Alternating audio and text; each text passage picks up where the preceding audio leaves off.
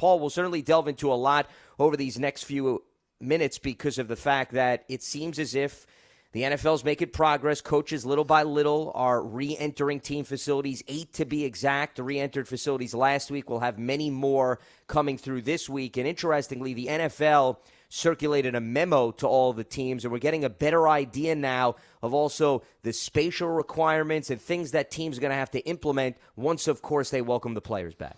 Well, that is true, Lance. In fact, the one source told Albert Breer of SI.com, mini camps are dead. That's the quote that the source gave to Albert.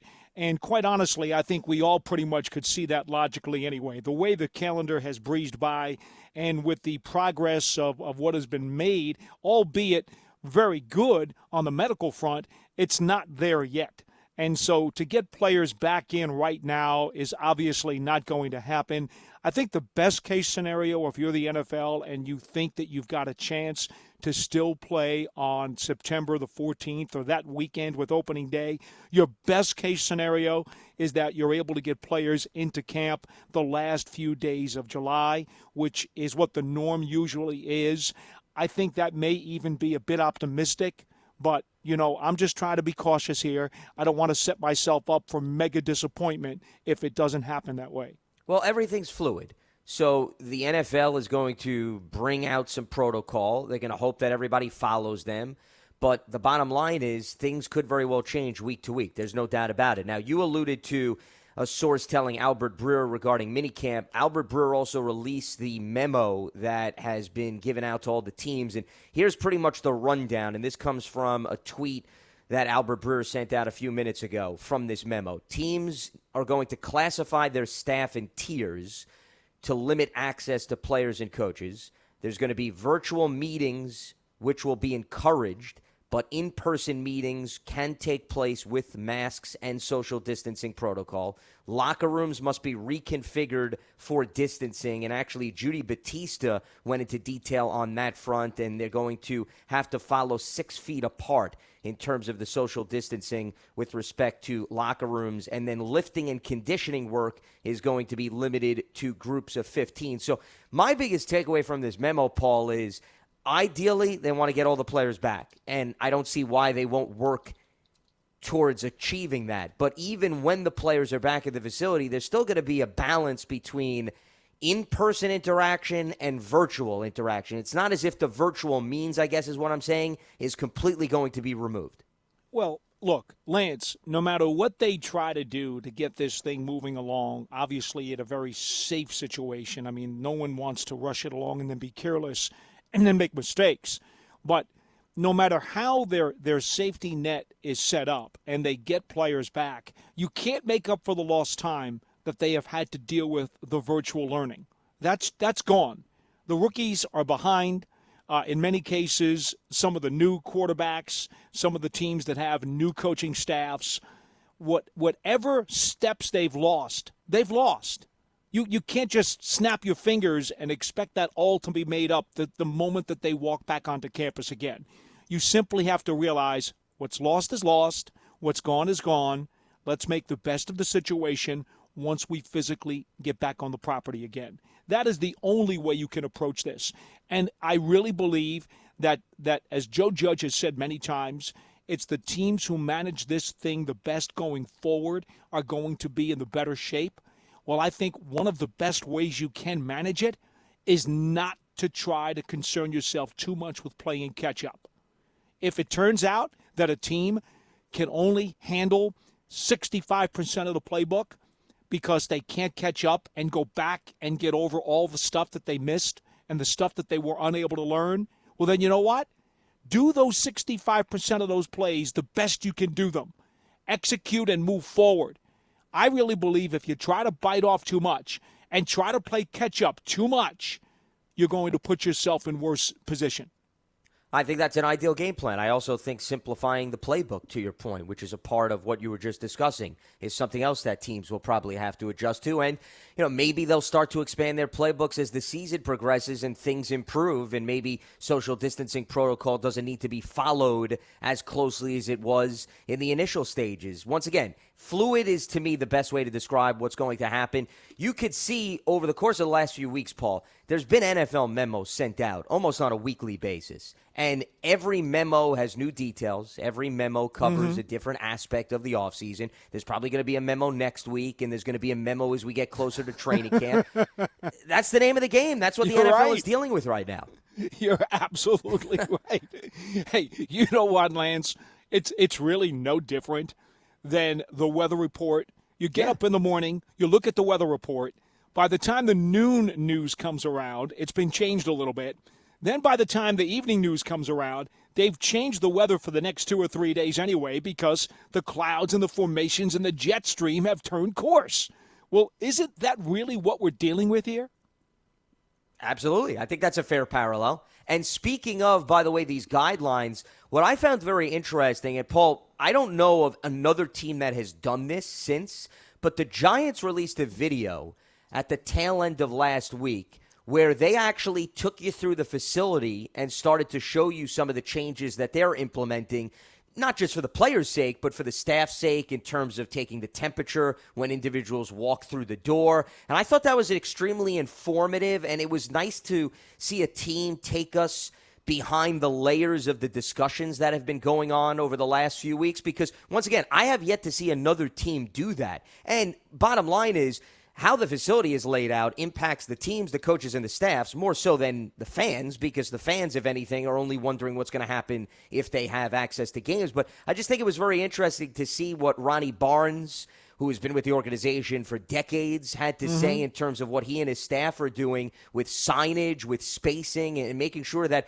everybody who does return to the facility is going to be as comfortable and safe as possible. Again, let's not make light of any of this. It is the safety that is the top priority for everybody, whether it's the players, the coaches, the staff in the building, the announcers. I think I can include us in that too, Lance. Yes. It's the safety of all of us. And it's the fans as well. I mean, if the league finally decides that fans are not getting into game day, whether it's for the whole season or whether it's for part of the season, that's going to be done in the interest of safety. Everything is going to be done with that as the top priority. Now, Ronnie Barnes, the VP of Medical Services for the Giants, has been around even longer than I have. I think he outguns me by a year around the Giants organization. Which says a lot, by the way, but go ahead. It says we're both very old. That's what it says. You took it there. I wasn't going to go there, but I'm glad you did. But the point is, he is, if not the best, clearly one of the elite medical people in the National Football League today. And I know that the Giants have a tremendous amount of confidence in him and what he's going to do to set things up. Now, earlier this morning, I was looking at Peter King's Monday Morning Football in America column. And one of the things that he was talking about there is that Dr. Sills, who was the medical advisor for the National Football League, made it clear Sills. Alan Sills. Yeah, well, Dr. Sills, though. It's Dr. Alan Sills? That's his first some name? of us are on a closer relationship to him. All right. Well, for me, just it's just doctor. Clear. Okay. Yes. Okay. Go ahead. Anyway, he was interviewing him for his column this morning, and the thing that Dr. Sills stressed, and Peter gave a lot of paragraphs to this, is that the individual teams are going to be the ones most responsible, because the NFL can outline all the guidelines they want. It's up to the individual teams to implement those guidelines. They've got to find the logistics to make those things happen. And then they've got to make sure that everybody who deals with their people inside that facility or even outside that facility have to comply with the logistics that the teams have set up to follow the NFL guidelines. See, it's a domino effect here, because if there's a screw-up in the row of dominoes, things start to crash down, infections start to happen, and then bad things will occur. It's really that simple. And so the primary responsibility for anything that the NFL does to, quote, safely move forward lies with the teams themselves, their medical officers, and their ability to make sure that everybody who comes into contact with that team takes these regulations as seriously as possible, dots every single I, and crosses every single T to comply to the guidelines. Lack of compliance will lead to problems. It's really that simple, Lance. Well, it's no different, Paul, when you look at it from an X's and O's standpoint. The NFL oversees the entire league, implements the rules for everything, OTAs, on the field, off the field. So as Tom agency, Coughlin would say, execution. Yeah, exactly. So now it's on the teams. The onus is on the teams to take these regulations and implement them. But short of having a team of NFL officials come into every single facility and oversee things, of course, the team has to accept this burden. And I think every team is accepting this burden because what's been going on while everyone's been away from the facilities, as Ronnie Barnes, to bring this back to the Giants, Paul, expressed in that video, which, once again, fans, you go on social media, Giants.com, you can access the video. I suggest everybody does it because, to me, it's an extremely informative video. It no really matter what is. walk of life And you're by the connected way, to. it also shows you that while the teams were not at their facilities,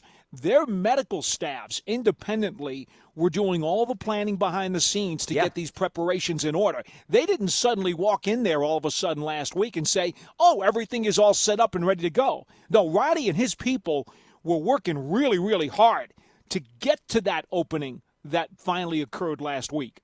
Well, and you got exactly to the point that I was going to bring up. 100%, Paul. The conversations were going on virtually, just like the team was interacting. So the NFL and the medical staffs of each team were consulting. And now, this is why, Paul, it was so important to get these individuals in the building first and why you can't just open the doors and say welcome back to everybody, because they now have to reconfigure and set up the facility in a way that then everybody else is comfortable. So that's, to me, what the Giants video was showcasing. They needed to get the medical people in the building, reassess the facility, and implement all of the procedures necessary. So now the first step is, okay, let's bring back coaches and essential personnel staff, and let's see how they adjust. Because one of the interesting takeaways, Paul, I don't know if you noticed in the video, was the reason why they want this in stages is they want to see how the first group that comes back into the building, how much they're accepting this, how much they're following it,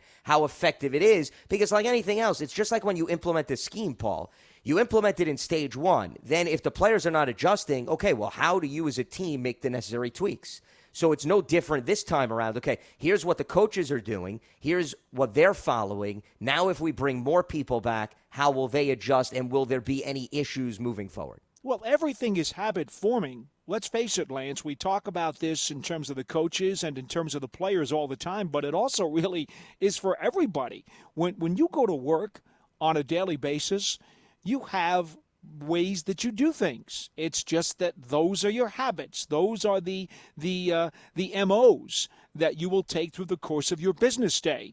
Well, everybody is now going to have to use modified behavior. It's just that simple. And that modified behavior is going to have to be the usual MO. And they need to make it so that people can feel comfortable as quick as possible and so that they don't make mistakes. Again, it comes down to execution. Making mistakes is not going to be welcome in this situation. One of the items that Dr. Sills talked about with Peter, when he had asked, I guess, Dr. Sills a question about how many positive tests per team in a week would cause them to have that team quarantined. And Sills said, undecided, quote, we expect to have new positive tests. But the truth of the matter is, they haven't figured out how many it would take before they shut a team down for 2 weeks, because as we all know, that's going to cause a major interruption in the schedule. Well, I've said this, and this is just my own personal opinion in relation to other professional sports putting together their plans to start up. Paul, no professional sport can decide to start up again, whether it be training camp, whether it be games, unless you realize, A, in all likelihood, you're going to have a positive test. B, in all likelihood, you may have to quarantine a player. You have to understand you're going to have to deal with it. So I don't envision, Paul, and this is, once again, this is just my own personal opinion. Let me make that clear. I don't envision a scenario where the NFL has not talked things through, that what happens if multiple players on a team test positive, how would we deal with that, and how would we be able to continue play? I find it very hard to believe that they would have to quarantine an entire team, because I think that if they had to go that route, then that means that you probably are not in a position to restart up the league. That's just, once again, my personal opinion. Well, You know what, Lance? I do think that as we move forward, and this has also been very clear by everybody in every aspect of our society, and that is this virus thing is fluid. I read a story last week that was saying while the virus is still very much a contagious situation, and certainly we have numbers that continue to go up in a number of areas, the bottom line is the virus is also weakening. And I've read that report in terms of Italy. I believe some of the scientists over there said, all right, so there are people still getting sick, but the virus does not have the strength that it once had. Now, I want to be careful here. I'm not trying to make everybody feel better because God knows I'm not a scientist and I'm not a doctor. But the point that I'm really trying to make is that everything is fluid. It's not just the stats and the numbers and how many are being tested and how many are sick and how many are very, very, very sick and how many people are being lost to this thing. It's not just about those numbers. It's also about variables within those numbers. I mean, for example, if the virus is really weakening significantly and you're only going to wind up with, let's just say, a nasty flu for 3 or 4 days, well, now that gets put into the equation in terms of, okay, if we do have infections, now how are we going to treat that situation? Because now maybe the result of the virus is not as dangerous as it once was. So now you're going to react differently. There's also another situation that I've been reading about a lot where there are a lot of medical folks who think that they can have better treatments, not necessarily a vaccine, but better treatments for the virus that can severely reduce the possibilities of getting very, very, very sick. And they're thinking that that is getting pushed along at lightning speed. So, Lance, it's not just the statistics you're looking at here. It's also the things within the numbers that will affect how all of this stuff plays out. A lot of movable parts. And that's why what we discussed today, which is June 8th, could be very well different from what we discuss a week from now on June 15th. Because as we're seeing, the NFL's way about going with its business, the medical field constantly is changing with new information.